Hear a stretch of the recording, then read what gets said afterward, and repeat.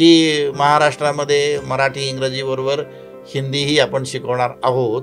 त्याप्रमाणे वेळापत्रक पण जाहीर केलं की राजकारणात शिक्षण असावं, पण शिक्षणात राजकारण असू नये. शिक्षणात सक्ती म्हटलं ना की प्रत्येक गोष्टीमध्ये तुम्ही सक्ती केली ना की ती कोणालाही आवडत नाही. त्यामुळे पहिली महाराष्ट्राने मातृभाषा उत्तम करावी. आज महाराष्ट्रातल्या मुलांची मातृभाषा उत्तम नाही, मराठी उत्तम नाहीये. शिक्षण तज्ज्ञ आनंद देशमुख यांचं बिंब प्रतिबिंब पॉडकास्टमध्ये स्वागत आहे. सक्तीच्या भाषा धोरणांमुळे विद्यार्थ्यांच्या शिकण्याची आवड कशा प्रकारे कमी होत आहे यावर आपण त्यांच्याशी चर्चा करणार आहोत. सर, राष्ट्रीय शिक्षण धोरण 2020 भाषा शिक्षणाबाबत काय सांगते आणि महाराष्ट्रासारख्या राज्यांमध्ये त्याची अंमलबजावणी कशी केली जात आहे? अच्छा. राष्ट्रीय शैक्षणिक धोरणाचा जर आपण डिटेल अभ्यास केला तर विशेषतः भाषा शिक्षणाच्या बाबतीमध्ये पहिलं तत्त्व त्यांनी मांडलेलं आहे ते मातृभाषेतून शिक्षण. आणि हे तत्त्व मांडत असताना पुन्हा त्यांनी असंही पुढं म्हटलेलं आहे की राष्ट्रीय शैक्षणिक धोरण त्रिभाषा सूत्र स्वीकारते. पण राष्ट्रीय शैक्षणिक धोरणामध्ये त्रिभाषा सूत्र स्वीकारते असं जरी म्हटलं असलं तरी ते कितव्या इयत्तेपासून स्वीकारतंय असा कुठेही उल्लेख नाही. त्यामुळं सगळे प्रॉब्लेम आलेले आहेत. महाराष्ट्रामध्ये आत्ता जो प्रॉब्लेम आलेला आहे की महाराष्ट्रामध्ये त्रिभाषा सूत्राची कार्यवाही करायची किंवा नाही याविषयी जी चर्चा सुरू आहे ती त्या अनुषंगाने आहे. सर, तुम्ही जसं म्हणला की त्रिभाषा सूत्र आहे, मग त्याच्यामध्ये कसं आहे, जे मातृभाषा आहे ती कंपल्सरी आणि बाकीच्या दोन optional. Yes, right. Okay, sir त्याच्याबद्दल थोडंसं सांगा. आता त्रिभाषा सूत्र कसं आहे, मराठी महाराष्ट्र असल्यामुळं महाराष्ट्राची मातृभाषा मराठी आहे, ती कंपल्सरी असणार आहे. इंग्रजी पहिल्यापासून आपल्याकडे सक्तीची केलेली आहे, त्यामुळं मराठी आणि इंग्रजी याबाबत कुठंही वाद नाहीत. आता तिसरी भाषा कुठली घ्यायची याविषयीचे वाद सुरू झाले. म्हणजे एप्रिल महिन्यामध्ये महाराष्ट्र शासनाने असं एक परिपत्रक जारी केलं की राष्ट्रीय शैक्षणिक धोरणास अनुसरून महाराष्ट्रामध्ये त्रिभाषा सूत्राला स्वीकारून मराठी, हिंदी आणि इंग्रजी अशा 3 भाषा इयत्ता पहिलीपासून सक्तीच्या केल्या जातील. इथं शिक्षणामध्ये वाद आहे. सक्ती म्हटलं की शिक्षणामध्ये ती प्रक्रिया यशस्वी होत नसते. बरोबर. म्हणजे तुमचं म्हणणं थोडक्यात असं आहे की सक्ती नाही करावी. म्हणजे समजा महाराष्ट्रामध्ये हिंदी स्वीकारायची आहे तर सुरुवातीला महाराष्ट्राच्या शिक्षण मंत्र्यांनी एप्रिल महिन्यामध्ये GR काढला की महाराष्ट्रामध्ये इयत्ता पहिलीपासून मराठी, इंग्रजी आणि त्याच्याबरोबर हिंदी भाषाही शिकवली जाईल. समाजातली नकारात्मकता बघून, कारण याच्यावर समाजातनं वेगवेगळ्या प्रतिक्रिया आल्या, नकारात्मकता सुरू झाली आणि ती नकारात्मकता बघून शिक्षण मंत्र्यांनी लगेच निवेदन दिलं की त्रिभाषा सूत्र महाराष्ट्रामध्ये सक्तीचं केलं जाणार नाही, हिंदी भाषा शिकवली जाणार नाही असं शिक्षण मंत्र्यांचं पुन्हा निवेदन आलं. त्यामुळे सगळीकडे शांतता आली. शिक्षण क्षेत्रात वाटलं आता 16 जूनपासून शाळा सुरू होतील आणि 15 जूनला त्यांनी पुन्हा GR काढला की महाराष्ट्रामध्ये मराठी, इंग्रजी बरोबर हिंदीही आपण शिकवणार आहोत. त्याप्रमाणे वेळापत्रक पण जाहीर केलं. मग शासनाची ही जी पोझिशन आहे, शासनाचा हा जो दृष्टिकोन आहे, शासनाची ही जी विचारसरणी आहे की एकदा एक धडसोड प्रवृत्ती याला म्हणतो आम्ही मराठीत. धडसोड प्रवृत्ती शिक्षणात चालत नाही. सर, राजकीय पक्ष बरेच असे आहेत ज्यांचं म्हणणं आहे की हिंदी भाषा सक्तीची नाही करावी. खरंच हे पक्ष मराठी भाषेसाठी त्यांचं ते प्रेम आहे का तो एक पॉलिटिकल अजेंडाच आहे? त्याबद्दल तुमचं काय म्हणणं? हा प्रश्न खरं फार महत्त्वाचा आहे की काय झालं आहे आपल्याकडं म्हणजे एक म्हटलं जातं की राजकारणात शिक्षण असावं, पण शिक्षणात राजकारण असू नये. आणि आत्ता नेमकं तेच झालंय. आत्ता शिक्षणामध्ये काय झालंय, आपल्याकडं शिक्षणामधल्या सर्व प्रक्रिया शिक्षणामधली जी काही पॉलिसी असेल, शिक्षणामधला जो काही विचार असेल, शिक्षणामध्ये जे काही तुम्हाला संक्रमण करायचं आहे ते असेल, ते तज्ज्ञांशी चर्चा करून तज्ज्ञांनी निर्णय घ्यावेत आणि शासनाने ते कार्यवाहीत आणावेत किंवा अशी प्रक्रिया आहे. आता नेमकी राजकारण असं सांगता येईल उलटीच प्रक्रिया सुरू झाली.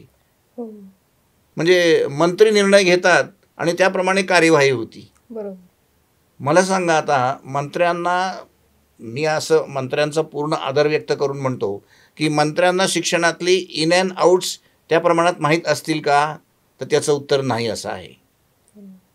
किंवा आत्ता आपली पोझिशन महाराष्ट्रातली काय आहे, महाराष्ट्रामध्ये प्रशासकीय अधिकारी ज्याला आपण सुपर क्लास 1 ऑफिसर म्हणतो, ते सर्व ठिकाणी म्हणजे SCRT असू देत, डायरेक्टर बोर्ड असू देत, SSC बोर्ड असू देत, कार्यवाहीच्या सर्व पातळीवर IAS ऑफिसर नेमलेले आहेत. बरोबर. IAS ऑफिसरला ही शिक्षणातलं पूर्ण माहिती असेलच असं नाही. IAS ऑफिसर हुशार आहेत, नो डाऊट, त्यात वादच नाही.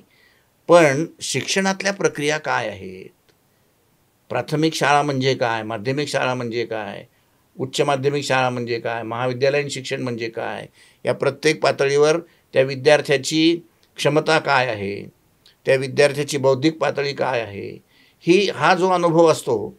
पूर्वी कसं असायचं, सिनियरिटीनी डायरेक्टर ऑफ एज्युकेशन किंवा सुपर क्लास 1 ऑफिसर व्हायचे. म्हणजे मी तुम्हाला VV चिपळूणकर आपले शिक्षण संचालक होते महाराष्ट्र राज्याचे. ते VV चिपळूणकर प्राथमिक शिक्षक होते सुरुवातीला, नंतर माध्यमिक शिक्षक झाले, त्याच्यानंतर मुख्याध्यापक झाले, त्याच्यानंतर शिक्षणाधिकारी झाले, त्याच्यानंतर उपशिक्षण संचालक झाले आणि मग शिक्षण संचालक झाले. चिपळूणकरांची शैक्षणिक कारकीर्द महाराष्ट्राला शैक्षणिक गुणवत्तेमध्ये देशात नंबर 1ला घेऊन गेली होती. आज महाराष्ट्रामध्ये राजकारण शिक्षणात आल्यामुळं महाराष्ट्राची शैक्षणिक दर्जा खूप खालावलेला आहे आणि दिवसेंदिवस खालावत चाललेला आहे. नॅशनल अचिव्हमेंट सर्वे असतो, त्या नॅशनल अचिव्हमेंट सर्वेमध्ये महाराष्ट्राची पोझिशन 7व्या-8व्या क्रमांकावर आहे. पूर्वी महाराष्ट्र ही शिक्षणाची प्रयोगशाळा होती. महाराष्ट्रातले प्रत्येक तज्ज्ञ संपूर्ण भारताच्या शैक्षणिक प्रक्रियेला मार्गदर्शन करायचे आणि ती सिस्टीम भारतामध्ये इम्प्लिमेंट व्हायची. पण आज महाराष्ट्राची पोझिशन ती राजकारणामुळे झालेली आहे. आणि मग राजकारणाने काय झालं आहे, राजकारणाने सबंध या शिक्षणाच्या प्रक्रियेचा एक विचका करून टाकलेला आहे आत्ताचा. त्यातल्या त्यात पुणे तर हे शिक्षणासाठीच मानलं जात होतं पुणे शहर. तर आता तिथे शिक्षण पद्धती कशी बदलली असेल, तर त्याबद्दल काय सांगाल तुम्ही? पुणे हे शिक्षणाचं माहेरघर आहे. पुणे हे शिक्षणाचं ऑक्सफर्ड म्हटलं जातं. पुण्याला IT सिटी म्हटली जाते. पुण्याला सांस्कृतिक राजधानी म्हटलं जातं. पुण्याला खूप मोठा इतिहास आहे. शिक्षणाच्या सगळ्या प्रक्रिया आजही शिक्षणासाठी केवळ महाराष्ट्रातले नाही, केवळ भारतातले नाही, परदेशातले लोक शिक्षणासाठी पुणे निवडत आहेत. याचा अर्थ पुण्याची शैक्षणिक प्रगती, शैक्षणिक आलेख खूप मोठा आहे. पण शिक्षणाचे सगळे ऑफिसेस पुण्यात आहेत. म्हणजे SCRT पुण्यात आहे, डायरेक्टर ऑफ एज्युकेशन पुण्यात आहे, शिक्षणाचं आयुक्तालय पुण्यात आहे, SSC बोर्ड पुण्यात आहे, बालभारती पाठ्यपुस्तक मंडळ पुण्यात आहे, बालशिक्षण, सगळे पुण्याचे शिक्षणाचे ऑफिसेस पुण्यात आहेत. त्यामुळं शिक्षण जे काही नवा विचार शिक्षणाचा येतोय, न्यू ट्रेंड्स इन एज्युकेशन ज्याला आपण म्हणतो, ते सगळे शिक्षणातनं सुरू होतात आणि संपूर्ण महाराष्ट्रात जातात असं सगळ्या देशाला माहिती आहे. त्यामुळं पुण्याकडे लोकांचं जास्तीत जास्त लक्ष आहे. सर, आत्ता मी तुम्हाला विचारलं ते राजकीय पक्षांबद्दल, तर तुम्ही त्याला केवळ आणि केवळ एक पॉलिटिकल स्टंट म्हणून बघताय? राजकारणी लोक काय आहेत, राजकारणी लोकांना शिक्षणामधनं चांगलं घडावं याविषयी काहीही घेणं देणं पडलेलं नाही. त्यांना फक्त एवढंच पडलेलं आहे की कुठला तरी एखादा विषय मिळावा आणि त्या विषयाचा संपूर्ण स्टंट करावा आणि त्याचं रूपांतर किंवा समाज त्या पद्धतीने आपल्याकडं कसा आकर्षित होईल याचा विचार करावा, ह्याच्या काही योजना आखाव्यात, एवढंच राजकारण्यांना पडलेलं आहे. माझं स्वच्छ मत आहे की राजकारण्यांनी शिक्षणाच्या प्रक्रियेमध्ये विनाकारण नकारात्मक प्रवृत्ती मांडू नयेत. शिक्षण हे शिक्षणाच्या बाबतीमध्ये आपण पावित्र्य म्हणतो, मांगल्य म्हणतो, निष्ठा म्हणतो. शिक्षणाच्या बाबतीमध्ये आपण प्रामाणिकपणा म्हणतो, शिक्षणाच्या बाबतीमध्ये जडणघडण म्हणतो, शिक्षणाच्या बाबतीमध्ये व्यक्तिमत्व विकास म्हणतो. या सगळे हे शब्द जे आहेत ते शिक्षणातले. सदाचार, सद्विचार, सद्भावना ही सच्ची बाराखडी शिक्षणात आहे. ती राजकारणात आहे का? आजच्या राजकारणात तर अजिबात नाही आहे. त्यामुळं राजकारण्यांनी शिक्षणाच्या बाबतीमध्ये लक्ष घातलं तर ही महाराष्ट्राला अधोगतीकडं नेणारी प्रक्रिया आहे असं माझं स्वच्छ मत आहे. राजकारण्यांच्या विषयी माझा पूर्ण आदर आहे. ती मंडळी विद्वान आहेत, पण त्यांनी सामाजिक कार्य करावं. समाजामध्ये खूप गोष्टी कार्य करण्याचे आहेत ना. त्यांनी सांस्कृतिक कार्य करावं, त्यांनी सांस्कृतिक महाराष्ट्र पुढे न्यावा, त्यांनी सामाजिक महाराष्ट्र पुढे न्यावा, त्यांनी संबंध महाराष्ट्रामध्ये पाणी पिण्याची सोय उत्तम करावी, त्यांनी संपूर्ण महाराष्ट्रामध्ये अन्नधान्य समाजाला पुरवावं, त्यांनी संपूर्ण महाराष्ट्रामध्ये शिक्षण किती महाग होत चाललं आहे ते शिक्षण स्वस्त करावं, सामान्य माणसाला परवडेल असं शिक्षण करावं. हे राजकारण्यांचे विषय आहेत.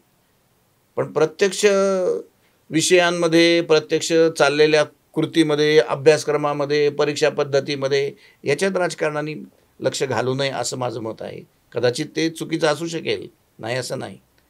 पण महाराष्ट्र गतिमान करायचा असेल, महाराष्ट्राचा शैक्षणिक आलेख उंचवायचा असेल तर महाराष्ट्रामध्ये खूप शिक्षणतज्ञ आहेत. महाराष्ट्रामध्ये शिक्षणाचा सकारात्मक पद्धतीने विचार करणारी प्रचंड विद्वान माणसं आहेत. ते संपूर्ण महाराष्ट्र शिक्षणाच्या बाबतीमध्ये खूप पुढं नेतील. पण त्यांना आज काही संधीच नाही आहे. त्यांना आज कुठल्याच प्रकारची संधी नाही आहे.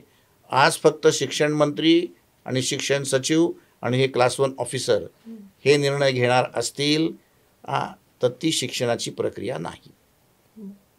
सर, हिंदी भाषा सक्तीचा एवढा तीव्र विरोध का होत आहे? हिंदी भाषेला कोणाचा विरोध नाही आहे. शिक्षणात सक्ती म्हटलं ना की प्रत्येक गोष्टीमध्ये तुम्ही सक्ती केली ना की ती कोणालाही आवडत नाही. बरोबर. उद्या तुम्ही शिक्षकाला म्हणलात ना की तुम्ही संपूर्ण समाजाचं हे प्रत्येक गल्लीत जाऊन सर्वे करा, हे तुम्हाला कंपल्सरी आहे, की विरोध सुरू झाला. बरोबर. मुख्याध्यापकाने म्हणलं ना की पुढच्या आठवड्यात परीक्षा घ्यायची. काही शिक्षक म्हणले की नाही सर, पुढच्या आठवड्यामध्ये पालखी आहे वगैरे अशा सगळ्या गोष्टी आहेत, आपण जरा नाही पुढच्या आठवड्यात घ्यायची. सक्ती आली की परीक्षेचं खेळखंडोबा झाला. पहिली गोष्ट, शिक्षणात कुठेही सक्ती असू नये. त्यामुळे हिंदी भाषा सक्तीची करणं, हिंदी भाषेला कोणाचा विरोध नाही आहे. नाहीतरी आपल्याकडं 5वीपासून त्रिभाषा सूत्र आहेच आहे ना महाराष्ट्रात. गेली स्वातंत्र्य मिळाल्यापासून महाराष्ट्रामध्ये त्रिभाषा सूत्र आहे. 5वीपासून हिंदी आहे, 10वीला कंपल्सरी हिंदी विषय आहे. पण ती सक्ती केलेली नाही आहे, तो एक अभ्यासक्रमाचा भाग केला आहे. आता तीच काय, त्यांनी 1ली ते 4थी सक्ती केली. सक्ती केल्यानंतर त्यांनी लगेच ती माघार घेतली, पुन्हा लगेच सक्ती केली. म्हणजे त्यामुळं हिंदी सक्तीची असू नये. कुठल्याच गोष्टीमध्ये शिक्षणात सक्ती करू नये. त्याला आपण डिक्टेटरशिप म्हणतो, हुकुमशाही म्हणतो.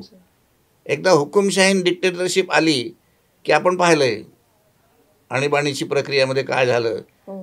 ती हुकुमशाही, मग त्या आणीबाणीतनं काय झालं नेमकं, ते महाराष्ट्र, संपूर्ण भारत देश कुठल्या बाजूला मागे पडला, पुढं गेला, काय असतील चर्चा झाल्या. त्यामुळं सक्ती हा भाग शिक्षणात येत नाही. सर, शैक्षणिक दृष्टिकोनातून लहान वयात 3री भाषा म्हणून हिंदी शिकवण्याचे फायदे आणि तोटे काय? जर शिक्षणाचा बेस आहे मानसशास्त्र.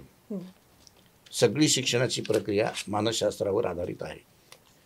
मानसशास्त्र असं सांगतं की मूल जन्मल्यानंतर 0 ते 3 या वयामध्ये मेंदूची वाढ उत्तम होत असते आणि 3 ते 12 या वयामध्ये मेंदूचा विकास होत असतो. वाढ होण्याची प्रक्रिया आहे ती घरी आहे. त्यावेळेला असं म्हटलं जातं की उत्तम आहार दिला मुलाला की त्याच्या मेंदूची वाढ उत्तम होईल. 3 वर्षानंतर तो शाळेत येतो. आपण KG बालवाडी म्हणतो, ती 3 वर्षापासून सुरू होती. तेव्हा 3 वर्षापासून मुलगा शाळेत येतो, त्यावेळेला त्याच्या मेंदूच्या विकासाची प्रक्रिया फास्ट होत असते. आत्ता तुमच्या माझ्या मेंदूचा विकास होणार नाही, होत नाही. 12-14 वर्षापर्यंत ब्रेन डेव्हलपमेंट, चा विकास होत असतो मेंदूचा. त्यामुळं 3 ते 12 हा वयोगट जो आहे तो विकासाच्या प्रक्रियेसाठी अत्यंत आवश्यक आहे. आणि मग त्या काळात कसं आहे, त्या काळामध्ये तुम्ही मुलाला द्याल तेवढे अनुभव कमी आहेत. मग ते शैक्षणिक अनुभव असू देत, खेळाचे असू देत, गमतीचे असू देत किंवा संस्कृतीचे असू देत, कुठलेही अनुभव द्या तुम्ही. त्या काळात ब्रेनची ग्रहण करण्याची क्षमता जबरदस्त आहे आणि त्या काळात घेतलेले अनुभव कायमस्वरूपी टिकतात. कारण ते मेंदूच्या आत पेशीमध्ये जाऊन, त्याला आपण मेंदूमध्ये चेतातंतूंची जोडणी असते आणि ती चेतातंतूची जोडणी तुमची बुद्धिमत्ता काही प्रमाणामध्ये ठरवते, तिथपर्यंत ते जातं. त्यामुळं याला आता हा जर मानसशास्त्रीय विचार आपण बघितला तर याच्याविषयी सध्या हिंदी भाषेवर चर्चा चालू आहेत. पहा, काही लोकांनी हा विचार मांडलेला आहे. पण त्या दृष्टिकोनातून हिंदीचे अनुभव देणं चुकीचं नाही. हिंदी भाषा म्हणून शिकवणं, की हिंदीचं पाठ्यपुस्तक, मग हिंदीची युनिट टेस्ट, मग हिंदीची प्रथम सत्र परीक्षा, मग हिंदीचे रिझल्ट, मग प्रश्नपत्रिका, मग पोराची ओरल टेस्ट, ही जी शिक्षणाची प्रक्रिया आहे ती हिंदीच्या बाबतीमध्ये या वयामध्ये चुकीची आहे.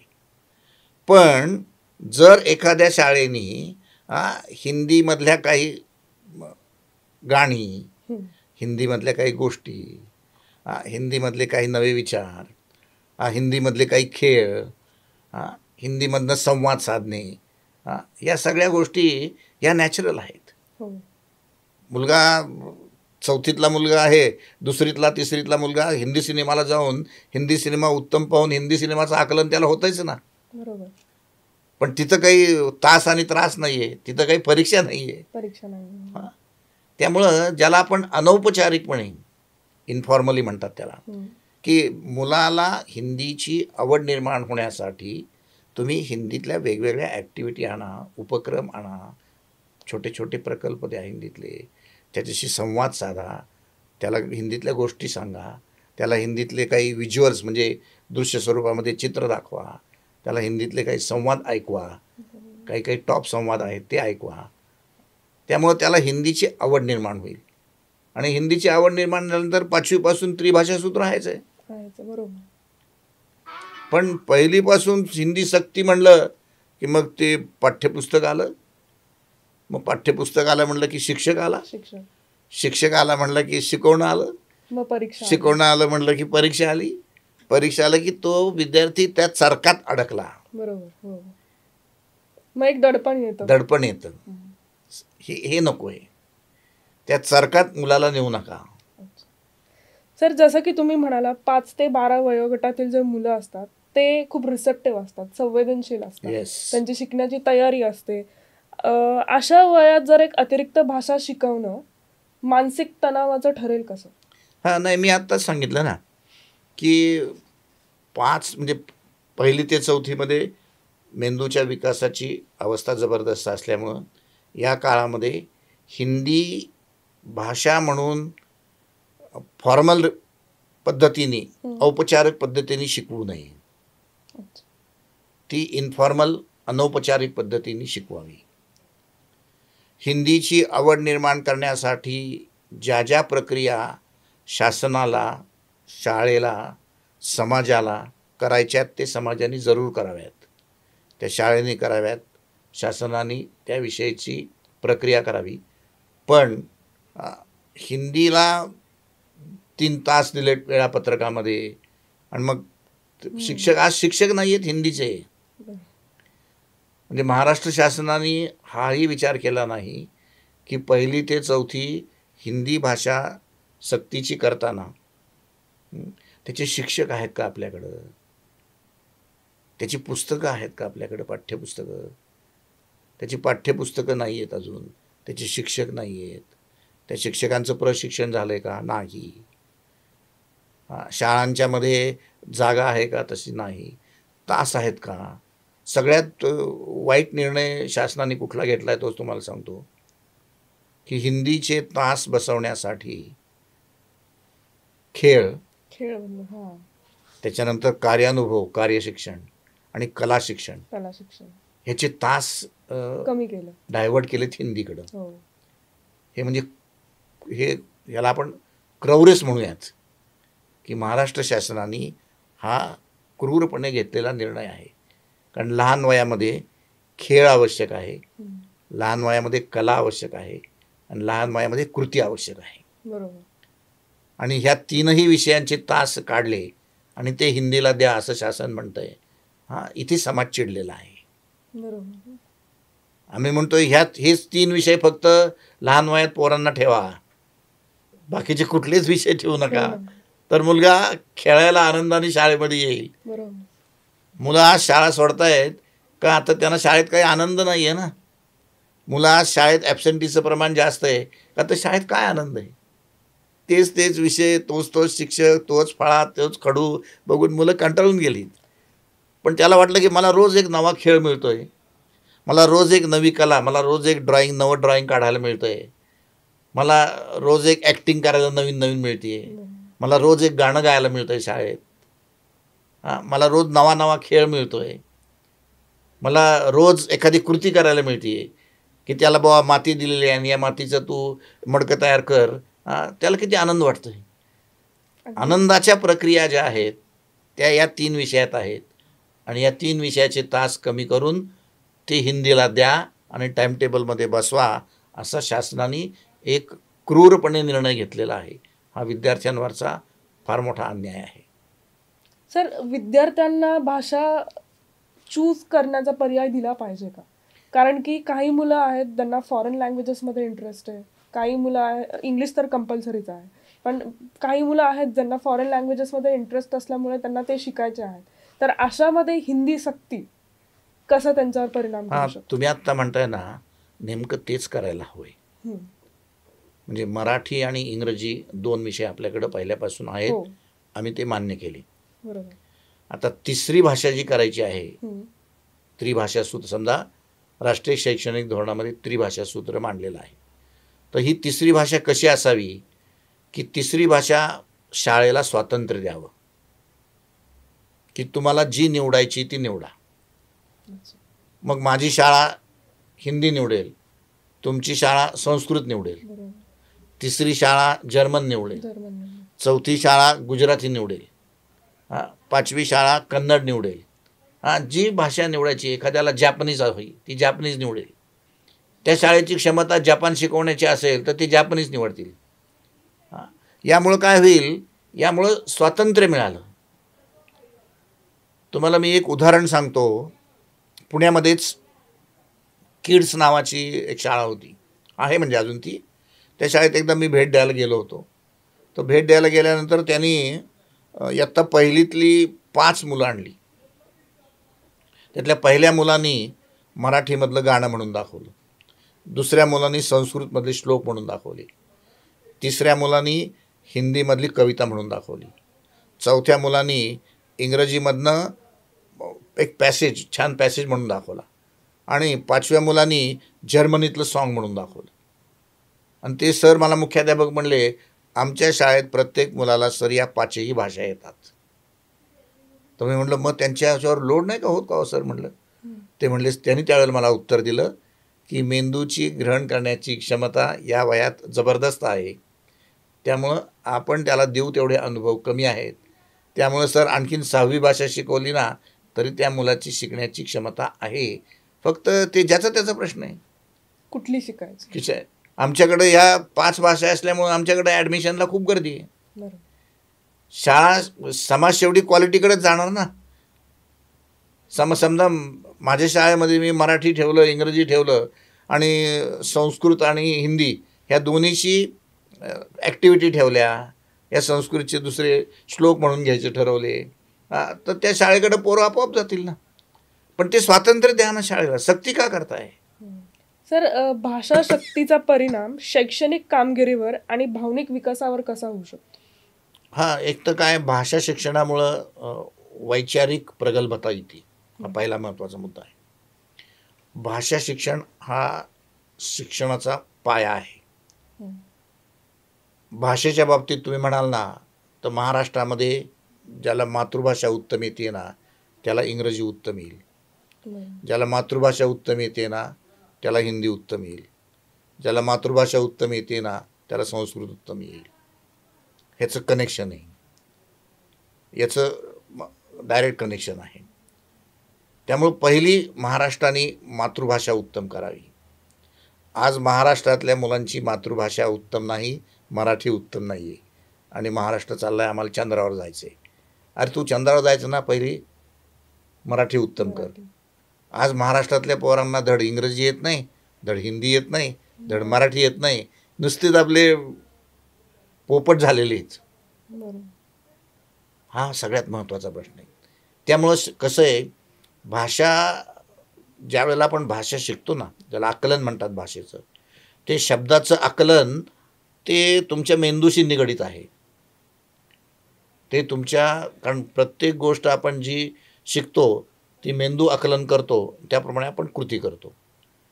मग भाषेचं समजा एखादी उत्तम गोष्ट आहे, समजा आईविषयीची एखादी उत्तम गोष्ट आहे, ती आईविषयीची उत्तम गोष्ट सांगितल्यानंतर मुलगा एकदम सिरियस होऊन जातो. म्हणजे 4 वर्षाचं 5 वर्षाचं मूलसुद्धा तुम्ही आईविषयीची काही गोष्टी सांगितल्या ना, शांत असं ऐकत बसतो. त्याचा भावनेशी संबंध आहे. मुलगा रडत असेल ना, आणि तुम्ही भाषेचे काही ट्रिक वापरल्या, भाषेचे नुसते गाणी वापरली मोठमोठी ट्रिक करून, की मुलगा शांत होतो. त्याचा भावनेशी संबंध आहे. मुलाला एखादी कृती करायची आहे, तर ती कृती आपण म्हणतो की हा कृती करत कसं नाही, का तर त्याला ती भाषा समजलेली नसते. भाषा समजली की तो कृती करायला जातो. ती त्याच्या भावनेशी निगडीत आहे. लहान वयापासून भावनांचा विकास व्हायचा असेल तर तुम्ही वेगवेगळ्या भाषा त्याला शिकवल्या पाहिजेत. फक्त त्या भाषा शिकवण्याची शैली, त्या भाषा शिकवण्याची त्या शिकवणाराची क्षमता ती पॉवरफुल पाहिजे. आपल्याकडं काय आहे, पॉवरफुल शिक्षक नाही आहेत. धड मराठीचे नाही आहेत, इंग्रजीचे नाही आहेत, आता पुन्हा हिंदी म्हणतायत तर हिंदीचे तर नाहीच आहेत. संस्कृत महाराष्ट्रात मागे का पडलं? संस्कृतचे शिक्षक नाही आहेत. पूर्वी संस्कृत पॉवरफुल का होतं? संस्कृतचे टॉप शिक्षक होते. आज मला सांगा ना, की एखाद्या मुलाचं गणपती अथर्वशीर्ष, मारुती स्तोत्र, रामरक्षा जर 4 आणि 5 वर्षाच्या मुलाची पाठ असली तर त्यांनी म्हणली तर त्या आईबापाला केवढं कौतुक वाटतं. ते गेस्ट आल्यानंतर अरे काय तसं पोरगं हुशार आहे राव, गणपती अथर्वशीर्ष पटक्यात म्हणून दाखवलं त्यांनी. ह्याचा कुठेतरी संबंध आहे ना. आणि मग ती मुलं पुढं त्याप्रमाणे ती विकसित होत जातात. हे भाषेशी संबंधित आहे. लहानपणापासून तुम्ही भाषा कच्च्या ठेवल्या ना, तर ती मुलं सर्वच विषयात कच्ची राहतात.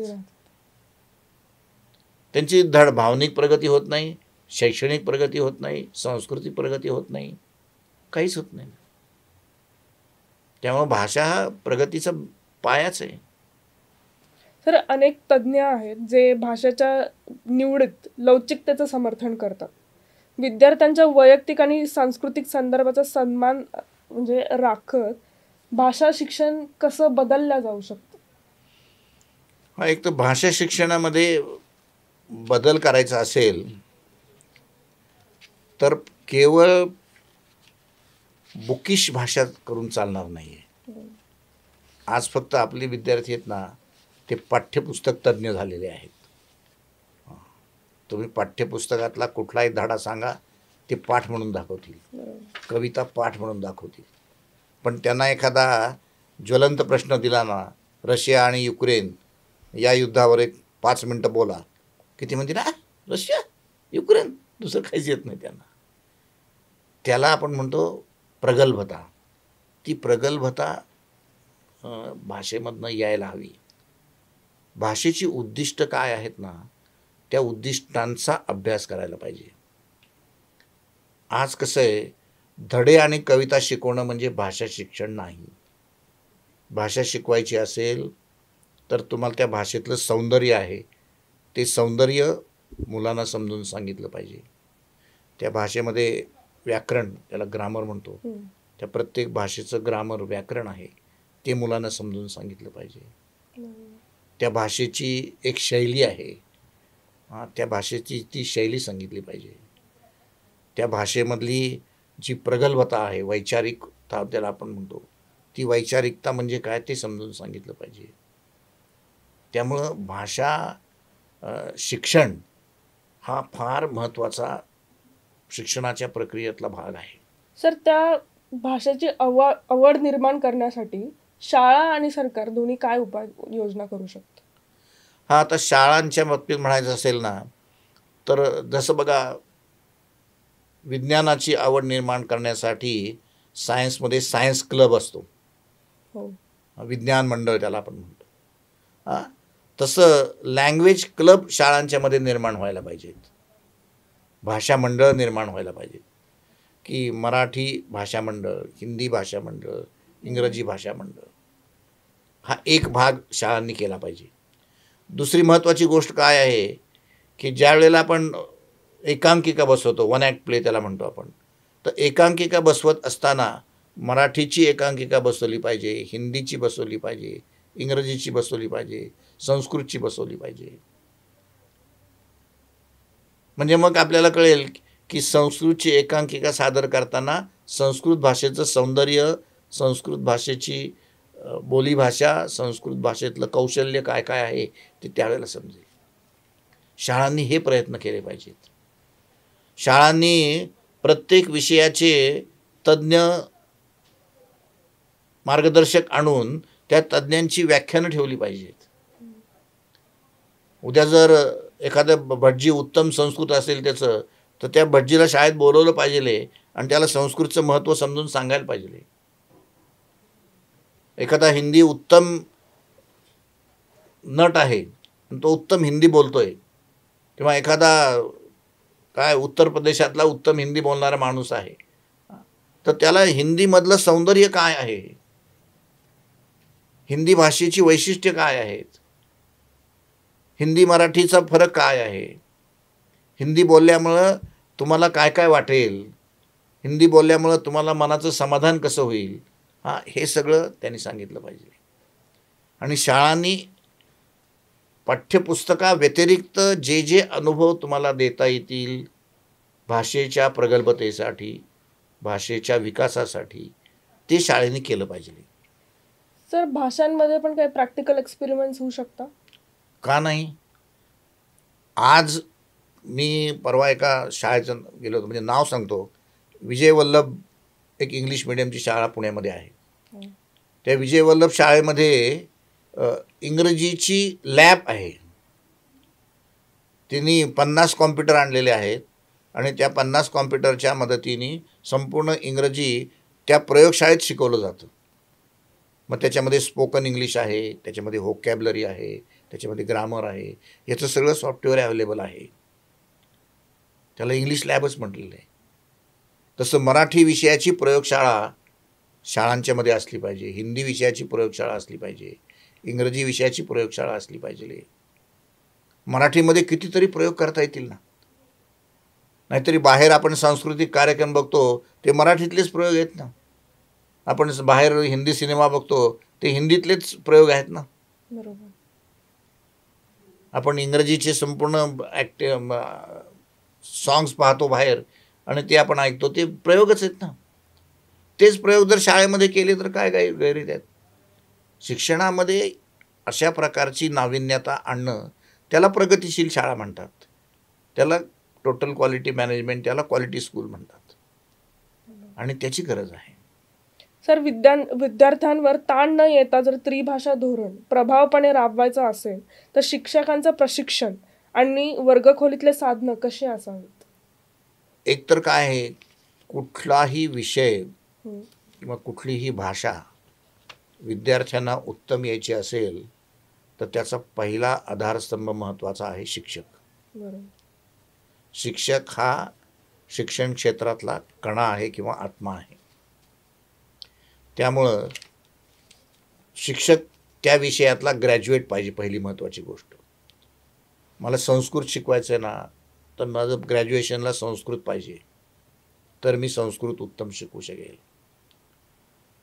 मला हिंदी मुलांना उत्तम यायचे ना, तर तो हिंदी विषयाचा ग्रॅज्युएट असला पाहिजे. हा पहिला महत्त्वाचा भाग. दुसरा महत्त्वाचा भाग शिक्षकांचं प्रशिक्षण. समजा ग्रॅज्युएशनला त्याचा हिंदी विषय नाही आहे, तर मग त्याला हिंदी विषयाचं प्रशिक्षण दिलं गेलं पाहिजे. प्रशिक्षण दोन्ही पद्धतीने द्यायला पाहिजे, ऑनलाईन ऑफलाईन. ऑफलाईनमध्ये काय होईल, ऑफलाईनमध्ये प्रत्यक्ष तज्ज्ञ मार्गदर्शक शिक्षकांशी संवाद साधून प्रशिक्षण देईल. पण ऑनलाईनमध्ये संबंध जगात त्या भाषेविषयीचं नेमकं काय ज्ञान चाललेलं आहे, त्या भाषेविषयीची नेमकी काय माहिती आहे, ती जागतिक पातळीवरची त्या भाषेची माहिती ऑनलाईनमधनं आज उपलब्ध आहे. तेही शिक्षकांना अनुभव द्यायला पाहिजेत.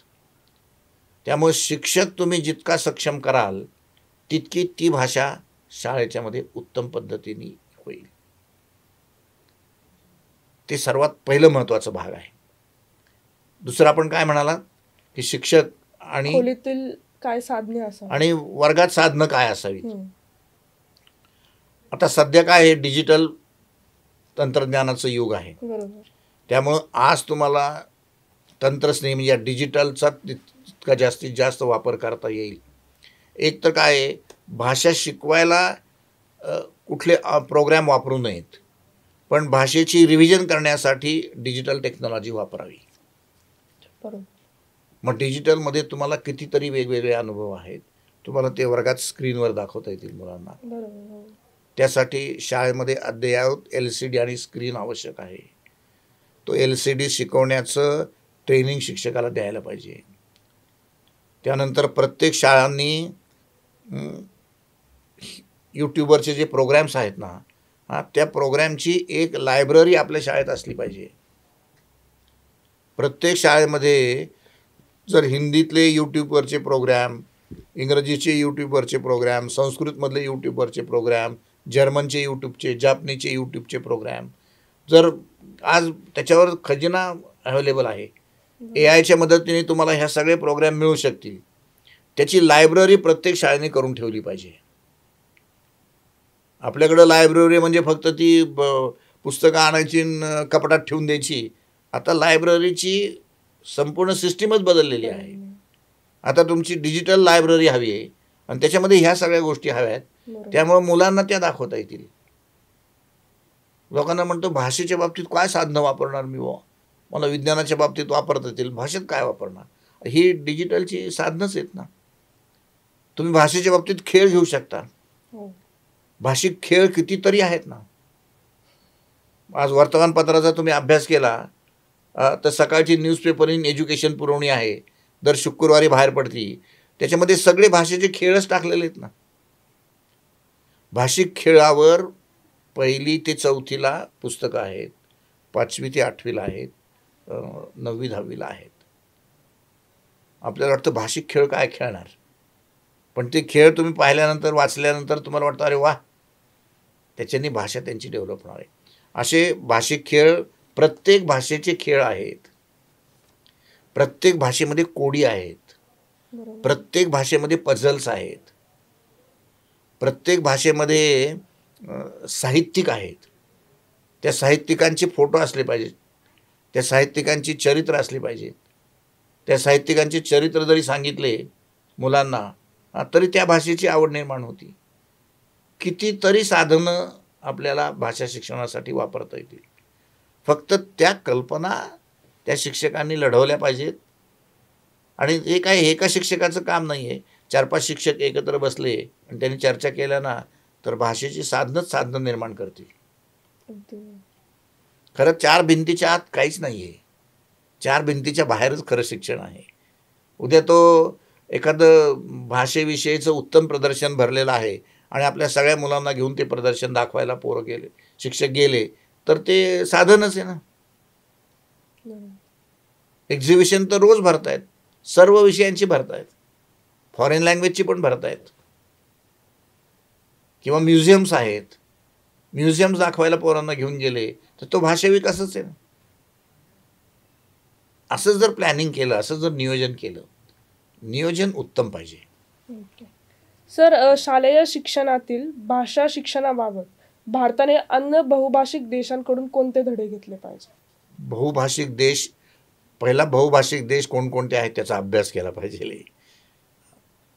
की समजा आपण सध्या फिनलंडमध्ये अनेक प्रकारच्या भाषांचं शिक्षण, 24 प्रकारच्या भाषांचं शिक्षण दिलं जातं असं म्हणतात. पहिला तो सर्वे केला पाहिजे. मग तो सर्वे केल्यानंतर ते भाषेचं शिक्षण कसं देतात. मग त्या भाषा शिक्षणामध्ये देत असताना 4 भिंतीच्या आत म्हणजे टाइम टेबल करून भाषा कशी शिकवली जाते आणि 4 भिंतीच्या बाहेर भाषा कशी शिकवली जाते, हे त्या बाहेरच्या देशांमध्ये ह्या प्रक्रिया सुरू आहेत. त्याचा अभ्यास केला पाहिजे. तिसरा महत्त्वाचा भाग काय आहे की ज्याला आपण तिथल्या लोकांनी आणि इथल्या लोकांनी, आता तुम्हाला हे डिजिटलच्या माध्यमातून शक्य आहे की महाराष्ट्रातल्या मुलांना जर कोरियन मुलांशी बोलायचं असेल तर कोरियातल्या एखाद्या शाळेशी टायप करून कोरियन मुलं आणि महाराष्ट्रातली मुलं एकमेकाशी बोलू शकतील. मग महाराष्ट्राची लोक महाराष्ट्राची संस्कृती त्यांना समजून सांगतील, महाराष्ट्रातला योगा त्यांना समजून सांगतील. कोरियन लोक त्यांच्याकडे साजरे करणारे क्षण आहेत ते महाराष्ट्रीय पोरांना समजून सांगतील. आता हे डिजिटलमुळे शक्य झालेलं आहे.